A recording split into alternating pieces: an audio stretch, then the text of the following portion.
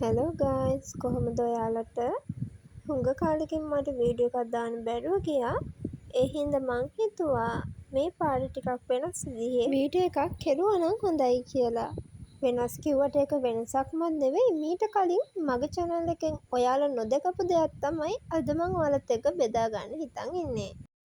එහෙනම් වැඩි කතා නැතුව අපි යමු අද වීඩියෝ එකට. වීඩියෝ එක පටන් ගන්න කලින්ම කියන්නම් වීඩියෝ එකේ සමහර තැන් වලින් ෆෝන් එක හෙල්ලෙනවා ඇති. ඒ හෙල්ලෙනවා වගේ පේන්නේ ෆෝන් එක මගේ අතේ තියන් මම වීඩියෝ කරන නිසා. කතාවෙන් කතාව අද වීඩියෝ එක මොකද්ද කියලා කියන්න බැරුව ගැන අද මම ඔයාලත් එක්ක එකතු වෙලා මේ ඩ්‍රෙසින් ටේබල් එක අස් කරන්න තමයි යන්නේ. මුලින්ම මම මෙතන තියෙන බඩු ඔක්කොම අයින් කරලා මේක හොඳට තෙත රෙදි කෑල්ලකින් පිරිසිදු කරනවා. එතකොට මේ වගේ ෂයින් ලුක් එකක් එනවා. ඊළඟට මම මේ වටේ තියෙන බඩු ටික වෙන වෙන වශයෙන් වර්ග කරගන්නවා. ඊළඟට මම අර මුලින් ගත්ත වට්ටියට බෑන්ඩ් ටික තියාගන්නවා.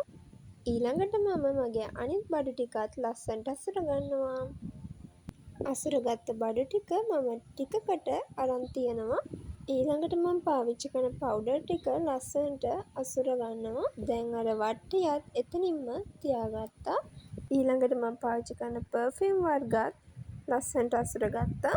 ඊළඟට මම මගේ බොඩි ලෝෂන් එක, ඩියුඩරන්ට්ස්, ෆේස් වොෂ් එක, මවුත් වොෂ් එක වගේ දේවලුත් පිළිවෙලට අස් කරගත්තා. මේ තියෙන්නේ මම පනා වර්ග දාන බොක්ස් එක. බොක්ස් එකක් වල බොක්ස් එකක්වත් නෙවෙයි. මේ විදිහට මම ඒකට පනා ටික දාගත්තා. ඊළඟට මගේ ටූත් බ්‍රෂ් දෙක, තව ලොකු කොම්බ එකක් තියෙන එකත් දාලා ඒකත් අසුර ගත්තා. මේ තියෙන්නේ මගේ කොණ්ඩ බූල් පුංචි ක්ලිප්ස් දාන බොක්ස් එක. මේ බොක්ස් එකත් මම එතනින්ම තනිකින් අසුර ගන්නවා. ඊළඟට මම පාවිච්චි කරන සබන් වර්ග දෙකත් අසුර ගන්නවා. මේ තියෙන්නේ මගේ පුංචි පුංචි ජුවලරිස් දාන බොක්ස් එකක් වගේ එකක්. මේකට මම මගේ ජුවලරිස් ටිකත් අසුර ගත්තා.